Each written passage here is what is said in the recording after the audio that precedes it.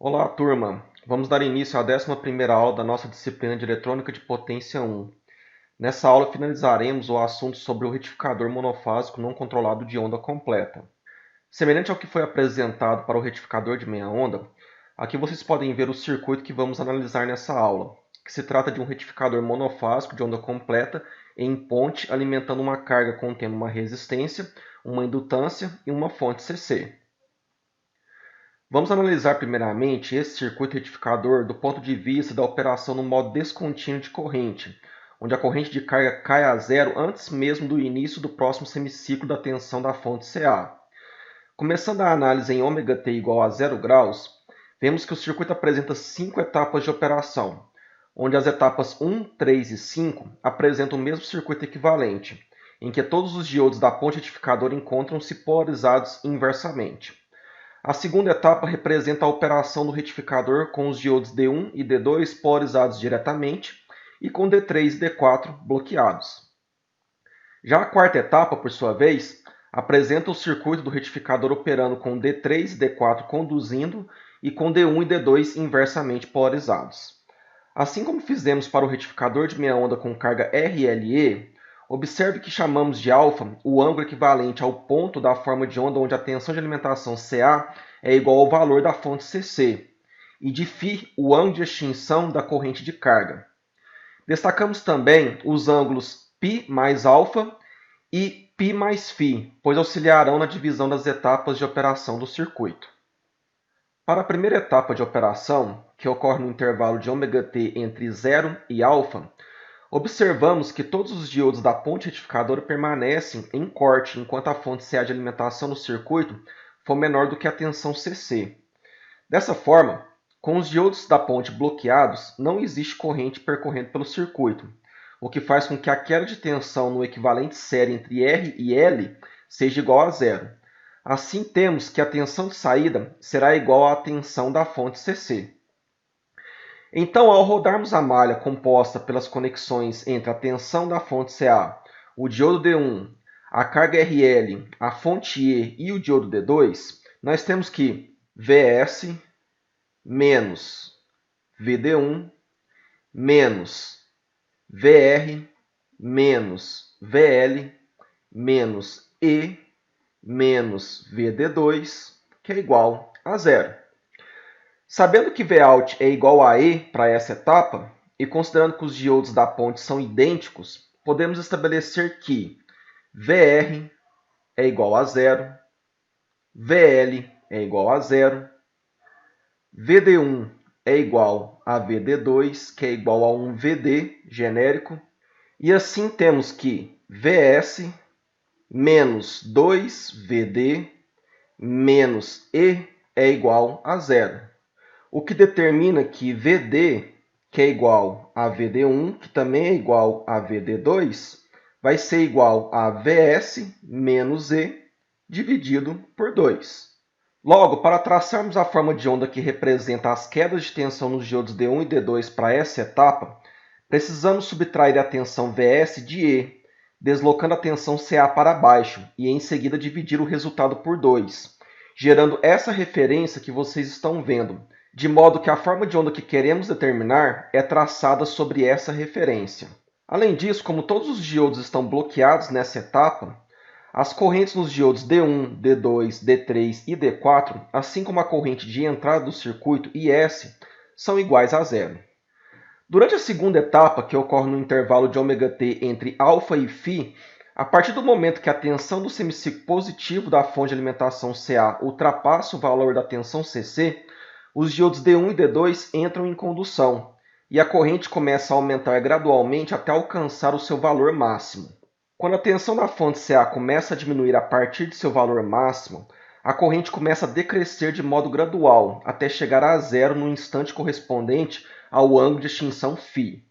Do ponto de vista de formas de onda, para entendermos como ficaria a forma de onda da tensão de saída Vout, vamos fazer uma análise da malha operante desse circuito, onde nós temos que VS menos VD1 menos Vout menos VD2, que é igual a zero. Considerando que os diodos D1 e D2 estão polarizados diretamente, suas quedas de tensão são desprezíveis. Então chegamos na conclusão de que Vout vai ser igual a Vs para essa etapa.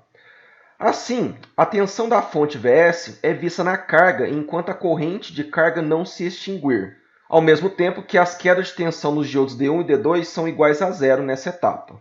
Como os diodos D1 e D2 estão conduzindo, as correntes ID1 e ID2 apresentarão a mesma forma de onda da corrente de carga. Já as correntes ID3 e ID4, por sua vez, serão iguais a zero nessa etapa, pois os diodos D3 e D4 encontram-se bloqueados. Uma vez que a corrente de entrada do circuito é igual à corrente ID1, temos que IS também apresentará a forma de onda da corrente de carga. Para a terceira etapa de operação, que ocorre no intervalo de ômega-t entre φ e π mais alfa, observamos o mesmo circuito equivalente da etapa 1, onde todos os diodos da ponte retificadora permanecem em corte uma vez que a corrente de carga é zero e a tensão da fonte CA de alimentação do circuito é menor do que a tensão da fonte CC. Assim, a forma de onda da tensão de saída será igual à tensão da fonte CC. A forma de onda que representa as quedas de tensão nos diodos D1 e D2 serão iguais à referência definida por Vs menos E sobre 2. E as correntes nos diodos D1, D2, D3 e D4, assim como a corrente de entrada do circuito, IS, serão iguais a zero.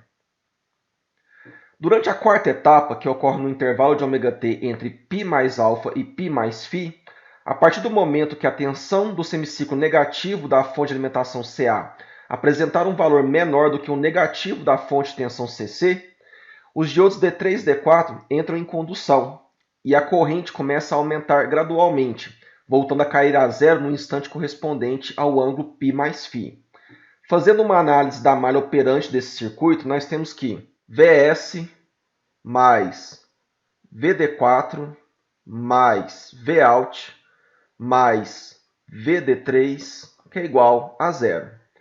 Considerando que quando os diodos D3 e D4 estão polarizados diretamente, suas quedas de tensão são desprezíveis, ou seja, Vd4 é igual a zero e Vd3 é igual a zero, nós chegamos na conclusão, então, de que o Vout ele é igual a menos Vs para essa etapa. Assim, o negativo da tensão da fonte Vs é vista na carga enquanto a corrente de carga não se extinguir.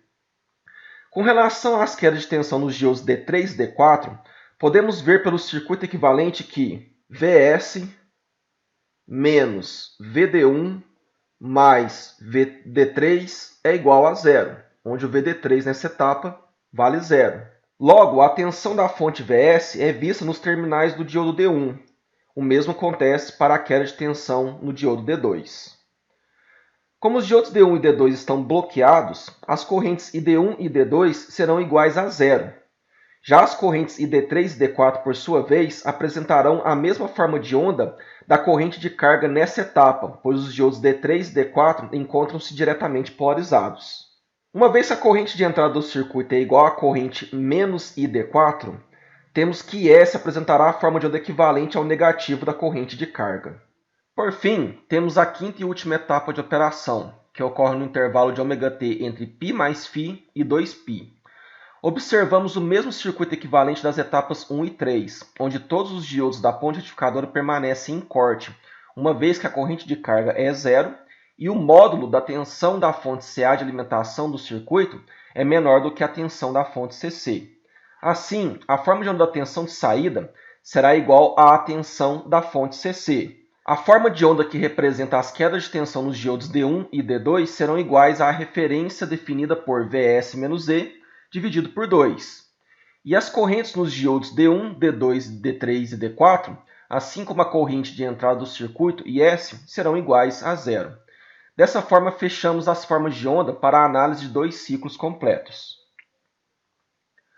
Por outro lado, caso a indutância L seja muito alta, o retificador pode operar no modo contínuo de corrente, onde a corrente de carga não cai a zero antes de cada semiciclo da tensão da fonte CA. Nessa situação, o circuito apresentará apenas duas etapas, em que a primeira corresponde ao intervalo de ômega-t entre 0 e π, e a segunda corresponde ao intervalo de ômega-t entre π e 2π. Assim, o circuito se comportará como um retificador de onda completa com carga RL tradicional, e a tensão de saída do circuito apresentará a forma de onda retificada em onda completa que nós já conhecemos. E as formas de onda das quedas de tensão nos diodos D1 e D2 e as formas de onda das correntes ID1, ID2, ID3, ID4 e IS serão semelhantes àquelas vistas para a situação de carga somente RL. Logo, nessa condição em que o retificador opera no modo contínuo de corrente de carga, temos que o valor médio da tensão Vout também será igual a 2 Vm sobre π, que é igual a 0,636 vezes Vm. E o seu valor eficaz também é igual a Vm sobre raiz de 2. Além disso, para definirmos os valores médio e eficaz da corrente de carga, precisamos analisar a forma de onda da tensão Vout do ponto de vista da expansão em séries de Fourier, o que por sua vez determina que a tensão de saída é definida por um valor médio determinado por 2 Vm sobre π, somado a um conjunto de cossenoides de amplitudes harmônicas pares começando na segunda harmônica, definidas por 2 vezes Vm sobre π, que multiplica 1 sobre n menos 1 menos 1 sobre n mais 1, conforme já havíamos visto para o retificador de onda completa com carga somente RL. Logo, sabendo que Vout médio é igual a 2 Vm sobre π, temos que a componente CC da corrente de carga, Iout médio, é definida por Vout médio menos E dividido por R, quando o retificador de onda completa apresenta carga RLE. Com a operação no modo contínuo de corrente de carga, os termos senoidais na análise de Fourier não são alterados pela fonte CC, e nós temos que as amplitudes harmônicas da corrente de carga podem ser determinadas por Iout de ordem n, que é igual à relação entre Vout de ordem harmônica n e a impedância Z para a frequência n vezes ômega zero, onde Z de n é dado por raiz quadrada de R ao quadrado mais n vezes ômega zero vezes L, tudo isso ao quadrado. Logo, podemos determinar o valor eficaz da corrente de carga através da expressão que define o valor RMS para uma forma de onda com duas ou mais componentes harmônicas, conforme já vimos para o retificador de onda completa com carga somente RL. Para aplicarmos tudo o que estudamos sobre o retificador monofásico não controlado de meia onda com carga RLE, temos esse exemplo aqui para resolvermos. O exercício informa que um retificador monofásico não controlado de onda completa apresenta uma fonte definida por 170 vezes seno de 377 vezes T, e apresenta uma carga RLE com R igual a 3 ohms, L igual a 15 mH e E igual a 48 volts. Assim, o exercício pede para determinarmos a potência absorvida pela fonte CC, a potência absorvida pelo resistor e o fator de potência do circuito.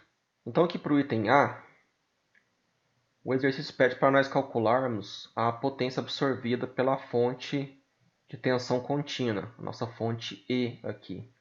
Essa potência, que nós vamos chamar de PE, é determinada pelo valor da fonte E multiplicado pelo valor da corrente média na saída, o Iout médio.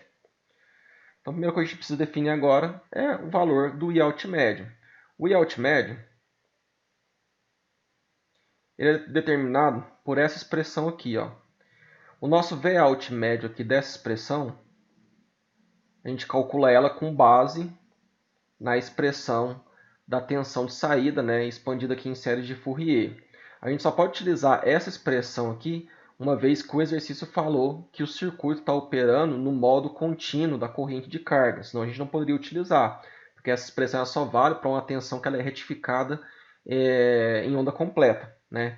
Se a tensão ela tiver uma característica ali, ou melhor dizendo, se a corrente tiver uma característica descontínua, o resultado dessa expansão aqui não serve para poder representar a tensão de saída.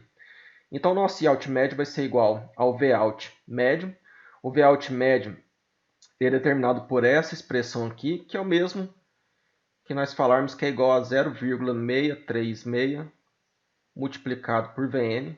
Então, nós teremos aqui 0,636, que vai multiplicar o valor de pico. O exercício informa que o valor de pico ele vale 170 volts, menos o valor da tensão da fonte CC, que é dado pelo exercício também como sendo igual a 48 volts, dividido então pela resistência de carga, que pelo exercício é uma resistência de 3 ohms. Dessa forma, nós temos então que a corrente média na saída ela vai ser dada por 20,04 ampere. Então nós temos que a nossa potência absorvida pela fonte CC vai ser dada por 48, que vai multiplicar 20,04, vai dar uma potência aqui então de 961,92 watts. Para o item B, ele pede para nós determinarmos a potência absorvida na carga ou a potência absorvida no resistor. Para a gente calcular essa potência, que é a nossa potência aqui Pout, a gente precisa saber o valor da corrente eficaz da carga, de tal forma que a potência de saída é dada pela resistência multiplicada pela corrente eficaz na carga elevado ao quadrado. Para a gente poder calcular o valor dessa corrente eficaz, nós vamos estar utilizando essa expressãozinha aqui, onde nós vamos analisar aqui somente até a quarta harmônica. Vamos desprezar aqui o efeito da sexta harmônica em diante, das harmônicas pares a partir da sexta. Então, a primeira coisa que a gente precisa fazer, uma vez que a gente já sabe quanto que vale o Iout médio, é calcular o valor do Iout2. Só que para poder calcular o valor do Iout2, eu preciso calcular o valor do Vout2.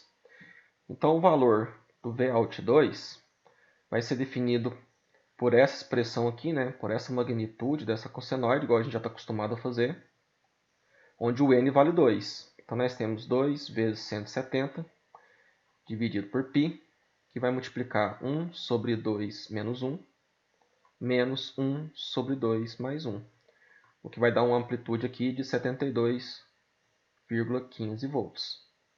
Então, nós temos que a corrente Iout2, ou a amplitude Iout2, ela vai ser definida então pelo Vout2, que vale 72,15, dividido pela impedância Z2, que é dada pela resistência ao quadrado, 3 ao quadrado, mais o N, que vale 2, multiplicado pelo ômega 0, que nesse caso é 377 para a frequência de 60 Hz, vezes o valor da indutância, que é 15 mili, tudo isso aqui ao quadrado.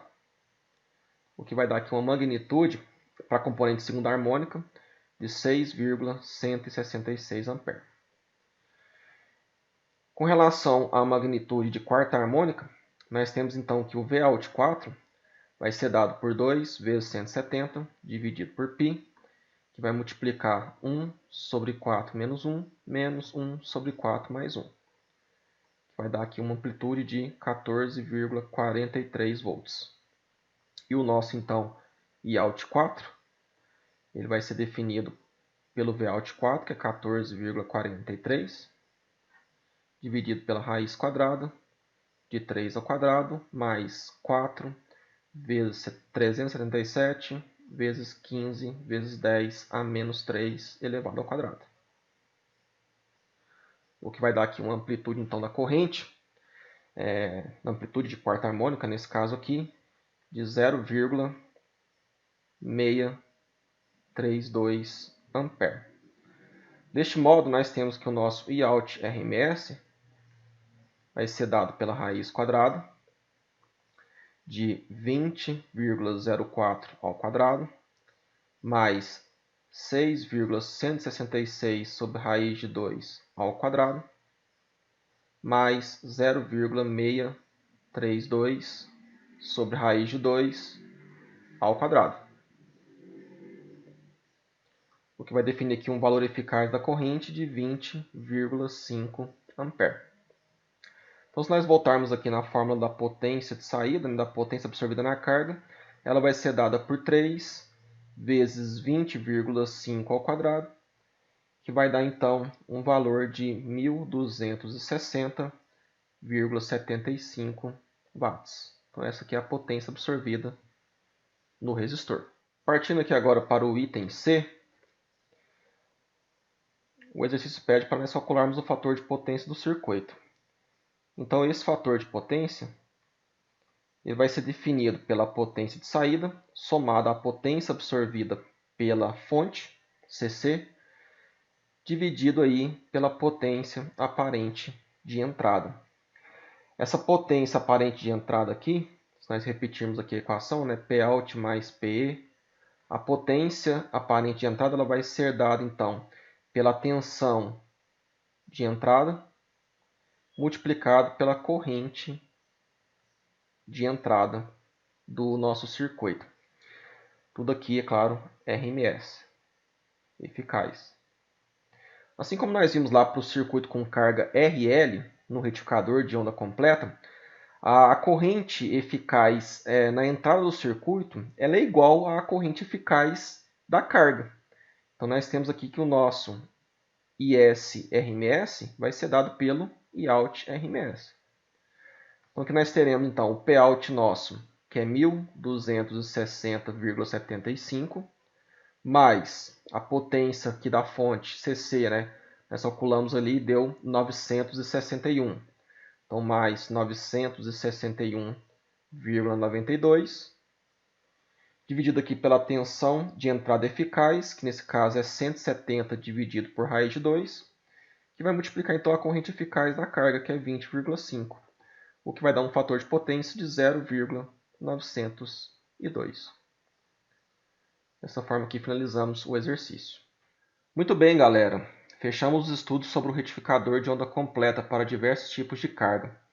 Na próxima aula aprenderemos a projetar filtros de saída para os retificadores que nós já vimos. Tudo de bom, pessoal. Abraço e bons estudos.